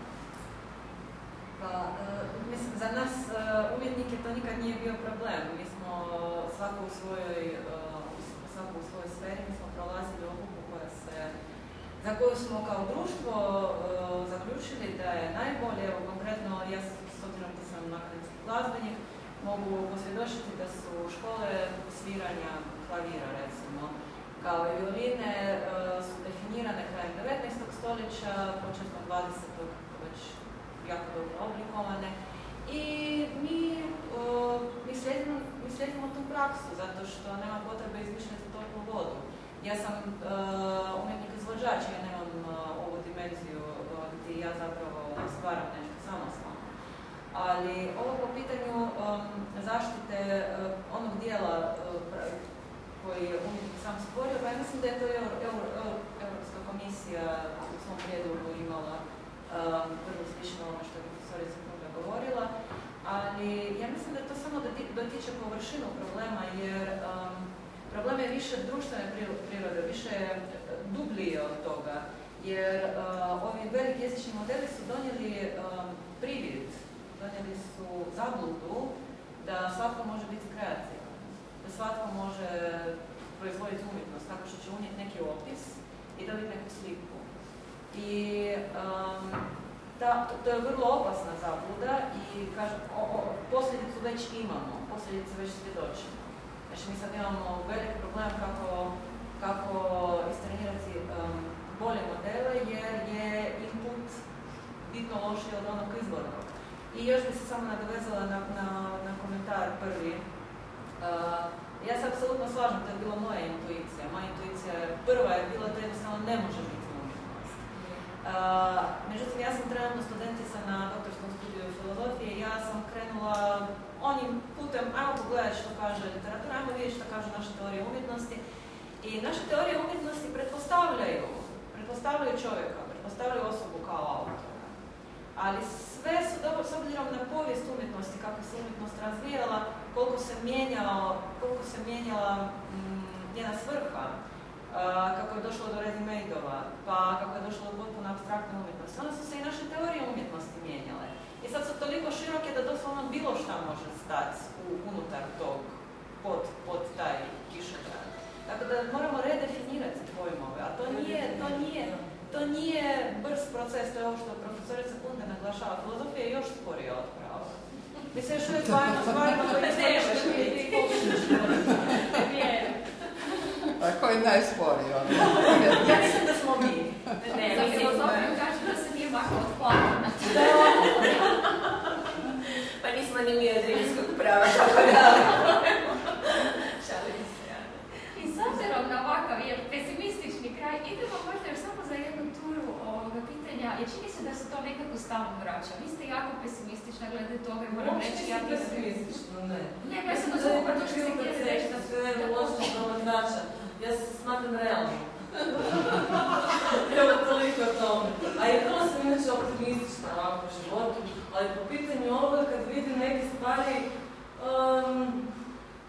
ne znam, onako, vrlo je to osjetljiva tema. Ostaje motorički, rekli ste neću reći glupi, pa neću ni ja, ali to je dio cjelokupnog našeg društva danas. Konzumerističkog društva u kojem samo moram konzumirati puno novih sličica. I to će biti za jedan dio društva sasvim dovoljno. Kao što im je dovoljno da se samo prave nokte i ne znam, nešto drugo mijenjaju. Ne znam što i već ovi influenceri... Obrve su treba. Eto, ili nešto si rade i to je najvažnije. I kad to naprave, ispunjeni su, evo, ispunjavaju se sami sebe, onda će napraviti sliku, ispunit će sami sebe, ali to je dio... Od uvijek je tako nešto postojalo u nekom segmentu, samo je bilo na drugčiji način se i ostvarivalo. A danas je to valjda u toliko prenaglašenom obliku da nam je teško prihvatiti, evo, jednostavno je teško prihvatiti i meni je teško prihvatiti biti dio toga svega, evo. I ja se borim sa činjenicom i osvješćujem si, Bože, zar stvarno moraš biti takav konzument? I to si kažem više puta, ne dnevno, ali tjedno ili mjesečno. U stvari mi se čini da je to sve jedan, savršeno se uklapa u tu konzumerističku kulturu i to da nam prodaje nešto što će nas malo zaglupiti kao masu i da velika količina ljudi ima pristup tako nečem što prije nisu imali. Evo, tako da, mislim, to je jednostavno i tu se nećemo moći iz toga izvući. Jedino što ostaje su krugovi ljudi koji će pričati i misliti drugačije, a glavnina ljudi će raditi ono što im je preko mobitela servirano. Mislim, to je jednostavno tako bilo i prije. Samo je drugačiji bio način serviranja te informacije i kontroliranja te informacije. Tako da mi tu jednostavno ne možemo ništa, po meni, ništa drastično promijeniti. To će ostati kanal za utjecaj na ljude, jednostavno ono što smo čuli, opasan kako može biti. Ali evo, meni se čini da zapravo jedino je pitanje da ljudi spase taj jedan dio izričaja ljudskog i dalje. Znači da ne bude sve preklopljeno time. A kad govorimo o ovoj umjetnoj inteligenciji alatima, ono što mi se čini da bi mogla biti budućnost umjetne inteligencije, što se i sad pokazuje, to je da nije trenirana na svim podacima, nego na selekciji savršeno dobrih podataka. I to ju čini kvalitetnom. Znači njoj ne treba sve s interneta da bi bila kvalitetan generativni model, nego joj treba jako puno ulaganja sa usko određenim i kontroliranim datasetom i sa jako kvalitetnim tehničarima i drugom ekipom koja će pomagati ovisno o temi, da li je to pravno, legal tech, financial tech, art tech, što god hoćete. Uvijek će morati ljudi tu raditi na tome da taj alat ispadne što bolji za to. I to će biti skup alat, to neće biti svima dostupno. Za masu je ovo tu, a za one koji će stvarno platiti, oni će dobiti kvalitetan vrhunski alat za rad. To je ono što ja vidim što će ispasti iz ovih fundamentalnih modela. Netko mora izvući iz njih nešto sofisticirano za određenu konkretnu svrhu. Ali javljaju se tu problemi. Znači, s jedne strane, ovo što vi ukazujete je sigurno problem, ova ekonomska diskrepancija koja se javlja. Što nas onda vraća na pitanje koliko će ljudi zapravo prepoznati rebranda pravo... Pa nije ni bitno koliko je ljudi u srednjem vijeku uživalo u umjetnosti. Ali jedno drugo pitanje čini se da je... I ko je bio autor? Prošlost, sadašnjost i budućnost. Rembrandt, a isto nije radio sve sam. I ko je bio autor? Upravo tako, i tu je zamučena voda i nekada se smatralo, pa mislim, umjetnici su nekada kopirali jedni druge misleći i ovi su mislili da su najpočašćeniji time što ih netko kopira. Ne znam, ako čitamo moje ime je Crvena, on tamo opisuje najveća čast je minijaturistu bila da ga netko iskopira do zadnje točkice. Evo, tako da mislim, to je jednostavno ideja koja se stvara. Jednu drugu stvar sam htjela pitati. Mnogi ljudi kad govore o tome, zapravo kažu da su svi ti modeli puni predrasuda, da su, ovo što vi kažete, učeni su na najboljima, ali onda ispadne da je to uvijek bijela kultura, europejska i tako dalje. Navodno je čak netko probao kao prompt ubaciti nešto azijsko i onda je neki hardcore porn izašao vani. Onda su se jako ljutili jer kao azijska kultura se znači vezuje određeno uz to. Dakle, koliko vi mislite da je to problem zapravo? Ili je malo pretjerano reći da su i ti alati na neki način puni predrasuda? Oni su onoliko puni predrasuda koliko je internet puni predrasuda, odnosno dataset na kojem su trenirani. Tako da ako su oni osposobljavani na takvom setu koji nije kritički selektiran, a što jesu danas jer je to najjeftinije, oni su potrolali sve što je postojalo na internetu, pokupili su sve te informacije i sad vidimo sliku svijeta. To je slika današnjeg svijeta. Vrlo jednostavno. Ali zapravo, tako je, mi moramo odbaciti te opće jeftine modele i ljude koji su mladi danas upozoriti na to, ne im to micati iz korištenja, nego ih upozoriti. To je šund, kao što postoji šund u umjetnosti, tako postoji šund i u tehnologiji. Mislim, jednostavno je to najobičniji šund. Mislim, probajte par puta pričati sa tim ChatGPT-om. Pa ništa jako pametno vam ne može reći. Može vam dati neke lijepe rečenične konstrukcije, jer on je jezični alat. Zato ima lijepe jezične konstrukcije, ali misao iza njih je onako isprazna i mislim, ponavljajuća i tako dalje. Tako da, ono što je po meni budućnost kvalitetne umjetne inteligencije je stvarno alat u koji će se puno uložiti, u koji će raditi grupa različitih stručnjaka i trenirati ga za posebne svrhe koje su nam potrebne. Ne znam, evo što? A u umjetnosti ne znam za šta vam je potrebno. To umjetnici moraju odgovoriti na pitanje u kojem dijelu im je to potrebno. Što ćete vi moći bolje napraviti u nekom dijelu ako imate alat koji vam baš to nijansiranje, ne znam. Ima logike kreativno kodiranje nego korištenje umjetne inteligencije za stvaranje umjetničkog dijela. Tako da... Vi dobro trenutak da možda probamo objasniti, trebala biti s nama još jedna kolegica, Ana Marija Podrebarac, koja zapravo u svom radu koristi alate umjetne inteligencije, ali na način da ih koristi u kontekstu urbane arhitekture. I zapravo su ovi radovi koje ovdje vidite nastali generiranom umjetnom inteligencijom, samo što je ona davala vrlo striktne upute i njena prva zapravo inspiracija su bili životinje koje žive u oceanima, koje se zovu dinoflagellanti, evo to je video. I onda je zapravo njihove strukture primijenila na arhitekturu. Umjetnoj inteligenciji davala inpute da se onda arhitektura Karlovca na neki način interpretira putem umjetne inteligencije, uzimajući u obzir te dinoflagelante i to su zapravo rezultati. Meni se čini da sam model umjetne inteligencije kolegice isto samostalno napravila, to nije ChatGPT. Ne, nije. Ona jako je pazila da bude sve u skladu sa etičkim kodeksom o umjetnoj inteligenciji, da onda opet ta arhitektura bude na neki način održiva, povezana sa prirodom, bazirana na nekim novim dostignućima u arhitekturi, tipa samoodrživosti. Tu smo mi u projektu recimo vidjeli jednu moguću pozitivnu stranu. Moram reći da smo mi filozofski dio projekta bili jednako pesimistični, ne realistični kao vi. I ova vrsta radova nam je na neki način dala, ok, možda ipak ima i nečeg pozitivno. Ja bih se vratila možda već i da malo privodimo kraju, znači... Molim?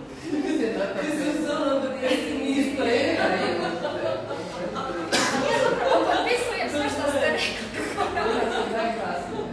Pravila sam sad ispravljajući ispite, potpisujem sve što ste rekli.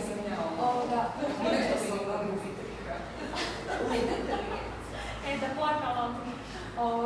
Možemo možda probati zaokružiti s ovim što ste pred kraj rekli, dakle, treba napraviti pametnu umjetnu inteligenciju pa će nam biti korisna. Dakle, da li je to, možda i svako od vas ima nekakvu viziju svega toga prema budućnosti kako će se razvijati, da li onda, umjesto da se borimo možda protiv toga ili da se ljutimo ili ne znam što, da li onda zapravo bolje da razmišljamo o tome kako ju primijeniti na neki pozitivan, epistemički, etički, estetski, dobar i vrijedan način. Mislite li da je to budućnost? Pa ja mislim da je, umjetna inteligencija is here to stay. Nigdje neće otići, nećemo je se nikad riješiti. Ona je sad došla, predstavlja pregolem izvor zarade i nema mogućnosti da je se riješimo. Ona daje veliku moć u određenim skupinama. Tako je, daje ogromnu moć tech giants, a preko njih i nekim drugima, naravno, nisu oni, ne postoji tech giant kao neki veliki dik, nego to su ljudi iza toga koji imaju i druge interese i utjecaje i moći. Tako da, a ono što vidim jest da ćemo uskoro se i konektirati, da ćemo imati sučelja mozak računalo i da ćemo na taj način komunicirati sa ostatkom digitalnih naših pomagala i direktno ćemo prenositi ideje. Znači, neće nam niti trebati generativna umjetna inteligencija na taj način koji sad doživljavamo da pišemo promptove, nego ćemo neku našu viziju direktno u sliku ubaciti i to će biti po meni jedan ili glazbu ili nešto što nastaje u našem mozgu će se na taj način događati. Evo, to je iminentno da će se dogoditi. Ljudi od toga koji imaju resurse od toga odustati neće. Jer to je stvarno velika moć koju mogu imati. I mi ćemo se s time susresti. Možda pitanje je koja generacija će doći do doticaj s time, ali već isto tako dugi niz godina se radi na to.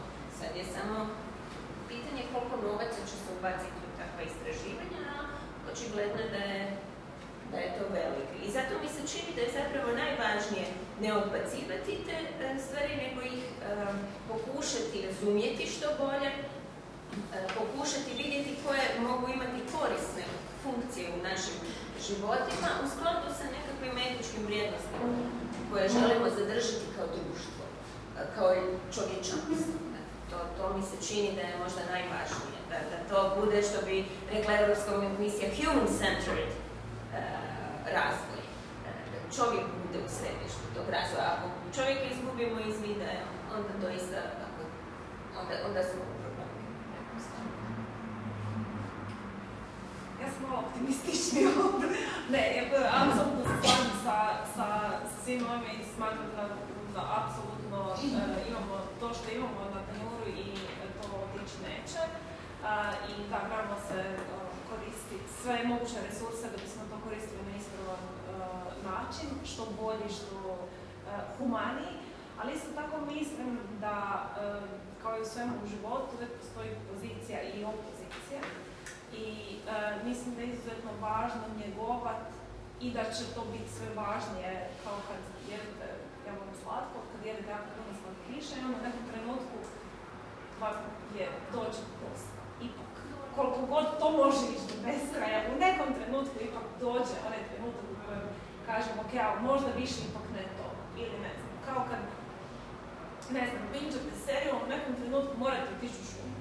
Naprosto, morate vidjeti neko ljudsko lice, morate imati osjećaj onaj koji vas čini ljudskim bićem, osim toga što uživate u nekakvim zadovoljstvima tog tipa. I u tom smislu mislim da, sigurno je nekakva era pred nama teška, možda komplicirana, izazovna, nova, ali mislim da ta ljudskost u umjetničkom polju neće nestati i da je to nešto čemu se vraćamo. Mislim, vi kad idete slušati koncert, više cijenite one koji izvode glazbu u potpunosti sami, odnosno uživo, nego onoga ko dolazi pa pjeva na matricu. Ne zato što matrica će uvijek biti točnija, ali ono što mi se čini da tražim vrlo često umjetnosti je nešto što se u tom trenutku događa, što je splet, mislim da ovi koji izvode to uživo znaju, što se možete imati savršeno uvježban nastup, ali stvari uvijek ovise o jako puno faktora. Mislim da je to recimo nešto umjetnosti što ljude veseli, zašto ljudi vole umjetnost, i zato što su i greške, ako ih tako pod navodnicima zovemo greške, i neke nepravilnosti, i nešto što nije idealno najsimetričnije, ne znam, da je to nešto ono što nas čini ljudskim bićima i za čime zapravo i posežemo u umjetnost. Da sudjelujemo u određenom trenutku u kojem, pa čak i ako pričamo o činjenici da ne znam, može nestat struje, pa će se onda desiti nešto loše, pa će i ta matrica zapeti, ne znam šta. To je sve nešto što je dio nas kao ljudskih bića, što nam je važno i za čime zapravo tragamo. Bez obzira na to što stvari možda jesu savršene i mogu biti bolje i savršenije i ekskluzivnije i sjajnije i ne znam šta se ne, da je ipak zapravo neki suštinski volimo pa kad to kažem 10 sati guljenje u ekran, ljudsko biće, povjetarac i ostalo jako dobro dođe. Eto. Mogu samo par riječi, može biti se baciti na ovo što... Konačno! Malo sam skupio hrabrost. Ma ne, ovo što je kolegica Kunda rekla, znači krajnje usmjerenje tog spajanja digitalne obratne. To Žižek naziva klinkom, to je gubitak humanosti. Ti ako imaš unutrašnje ja, još uvijek zaštićeno tom nekom membranom nečitanja naše misli, ako to probiješ, ti više nemaš čovjeka. Facebook glavno pitanje je what's on your mind, znači na to pitanje dobije odgovor analitikom. Usmjerenje sistema je da pročita i ono skrivno, sigurnosni sistem. I sad htio bih reći jako pesimistično konstataciju da mi nemamo gledeći na čovjeka. Mi najmanji razlog za optimizam da ćemo mi sad to konačno oružje koje je oružje u rukama sistema i ajde to tako kažem, sistema sigurnosnog i kritičkog, da će on sad jedanput iznjedriti neku etičnost. To je da će to postati zapravo ta neka sintetska savjest koja će zamijeniti našu rizičnu subjektivnost. Znači, mi imamo jednu objektivizaciju prostora, objektivizaciju, znači, po stručnjacima, znanstvenicima, po ekspertima, to je piše Rožak 67. u kontrakulturi, tehnokracija koja se razvija mimo desnog, lijevog političkog sukoba. Znači, perspektiva usmjerenja tehnološkog čovjeka je tehnokracija. U kršćanskom kontekstu to je maksimalizacija pobune protiv prirode stvari, sintetski vječni život, sintetska ljubav, sintetski odnosi itd. Znači, pražnjenje duha i prebacivanje sve u neku ekstremnu memoriju, koja je kontrolirana do misli. Zato sam prije rekao da ta umjetnost nestaje. Ako ti on uđe u mozak, hipotetski, nestala je kritička misl, ti si pod autocenzurom, ti moraš paziti što ćeš pomisliti, jer komunikacija je dvosmjerna, Znači ti pališ gasiš televizor sa intuitivno, ali ta informacija se kreće preko američkih, recimo, čvorišta internetskih, koja su vojna, koje reagiraju na misao, da ne spomenem bombu, ili bilo šta tog tipa, znači ti anticipiraš pobunu, revoluciju, akciju, performans, znači sve što je moglo biti poslije sljedeće. To je usmjerenje, ako ćemo govoriti Franklin što rekli iskreno, mi se prema tome krećemo. Za naše dobro. Da nam bude dobro, da budemo sigurno, možemo šampionati, možemo šaritovati, možemo uživati u ljepotama i tako dalje. Znači, mi se krećemo prema tome. Ne prema nekom rješenju koji će sad nas, zločeste, zaštititi od nas sami. Evo, to je Ja bih još nešto dodala slobodno. A to je da mi zaboravljamo da smo mi na vrhuncu zapravo jedne dobrostojeće kulture, bar što se tiče ovog cijelog zapadnog svijeta. i da je pitanje kad ćemo krenuti prema dolje u svim drugim stvarima. Tako da cijele ove diskusije će možda se rastapati u nekom drugom dobu, u nekakvom drugom situaciji i te generacije koje dolaze će imati posljedice svih tih naših. Tako da nepredvidiva je budućnost. Pa ja se slažem s kolegom profesorom. Ja sam zapravo prešla od izrazitog optimizma, evo što sam se posvjedočiti, ja sam ushićena kada je izašao GPT-3, do krajnjeg pesimizma jer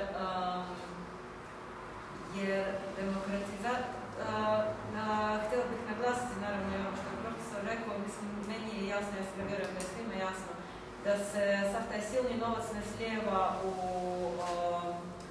u razvoj umjetne inteligencije zato da bi mase mogli proizvoditi gomilu kiča za svoje zadovoljstvo.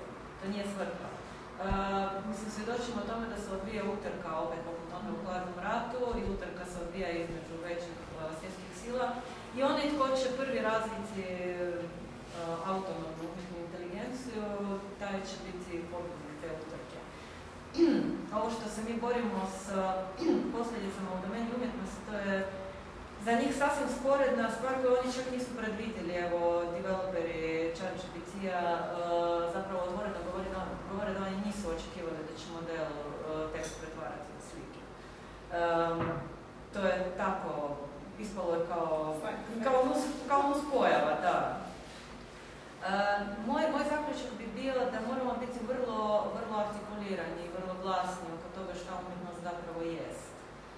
I mislim da se ne svodi samo na proceduralnost. Nije razlika samo u tome da mi moramo godinama učiti i nama treba više vremena da to proizvedemo. I eto, zbog sve te muke naša umjetnost je vrijednija od one koju proizvod stroj. Ja mislim da naša umjetnost proizlazi ne iz potrebe da zadovoljimo sebe ili druge. Ja mislim da ljudska umjetnost proizlazi iz potrebe da se izrazi ljudsko iskustvo, kako je to biti čovjek. Umjetnost je vrlo često bila kritika društva. Umjetnik se vrlo često usuđuje nešto reći, a ne da ide u smjeru da zadovolji mase, da stvori nešto što će se nekome svidjeti. Tako da, to je jedna poanta za koju smo mi odgovorni. Mi moramo biti vrlo glasni. Martina, vidite li sebe, ako smijem pitati, da stvarate vaša umjetnička djela na način koja bi pokazala zapravo ove bojazni?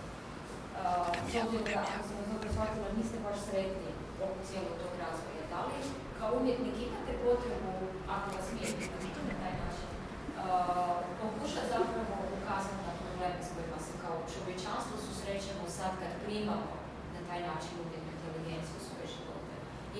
Ili vam to naprosto nije zanimljiv umjetnički motiv, ili mislite da na neki način to ne bi imalo smisla?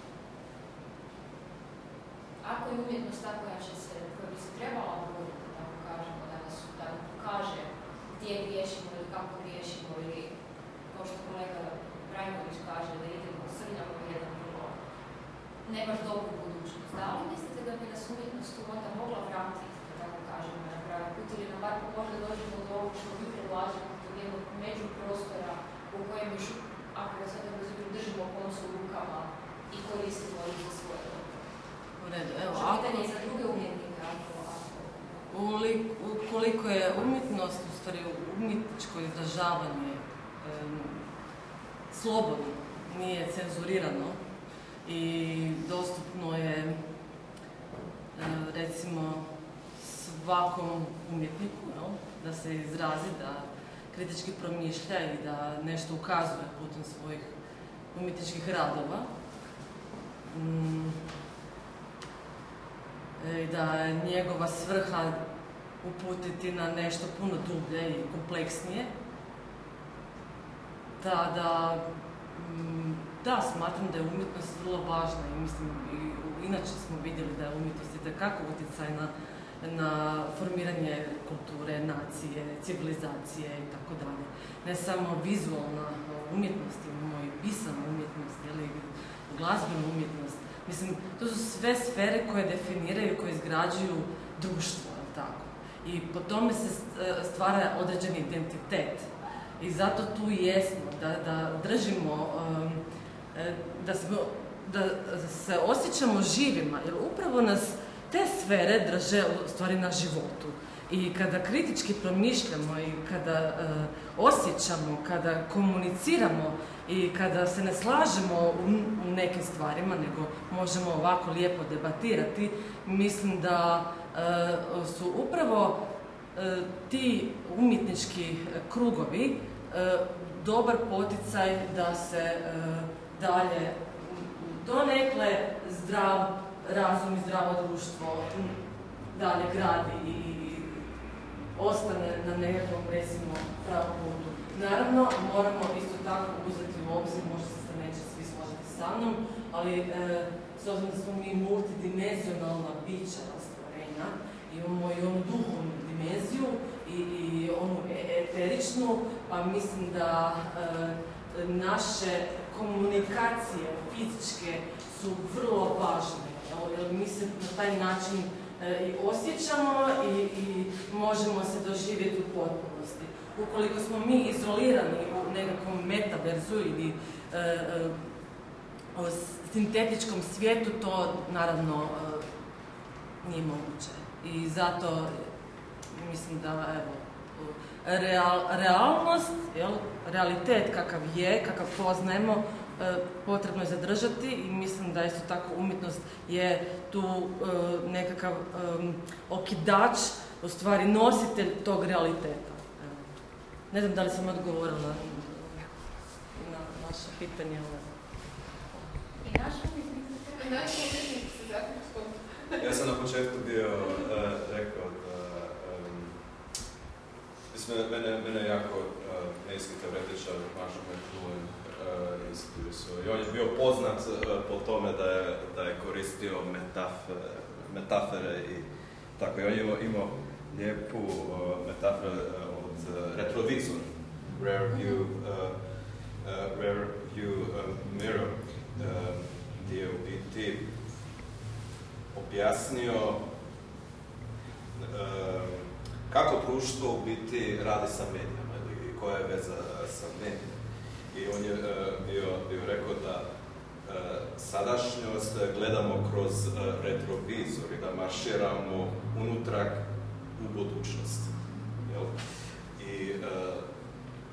Ali i zašto mi je isto simpatičan, jer on je vidio pogotovo u umjetnicima da oni idu preko tih nekih normi što nam medije u biti daju.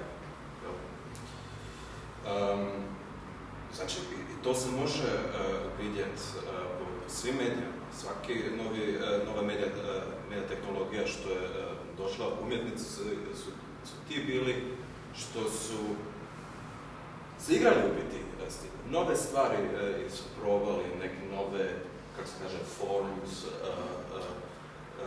napravili. Da li je to, na primjer, Laszlo Moholy Noć sa fotografijama ili Namjoon Paik sa televizorom i tako dalje.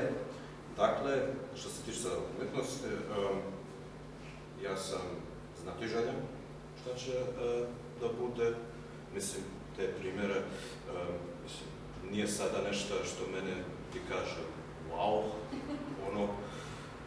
i uopće ne želim da idem, da se nekako raspravljam je li to umjetnost ili nije, ili ko sam ja da kaže to definitivno nije umjetnost. Ali to je sasvim drugačija tema.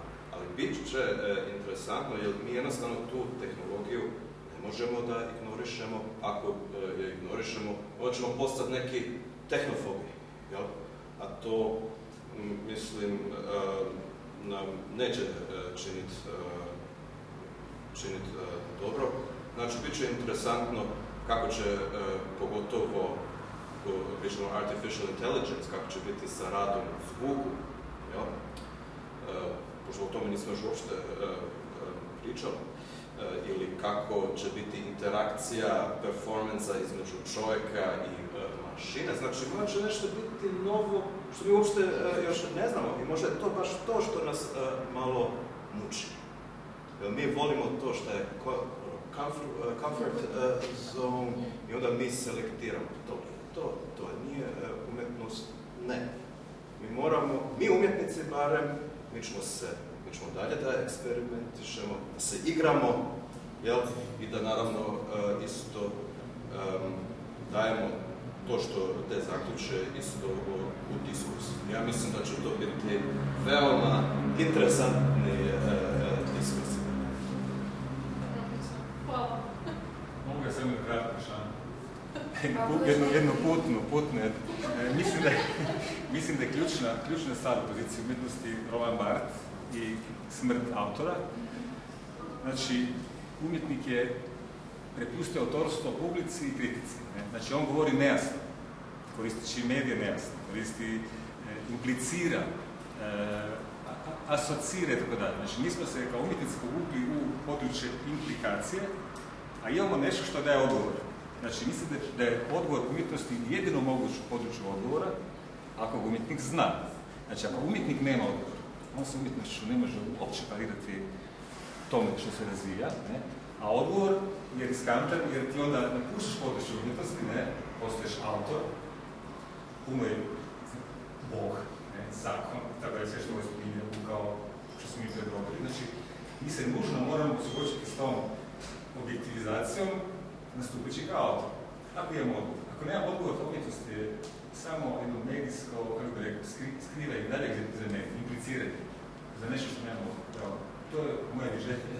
Drugim riječima, umjetnost je neprestano stvaranje i propitkivanje, a ne konačno rješenje.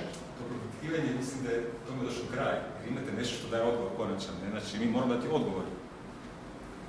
Ako ga imamo. A nema.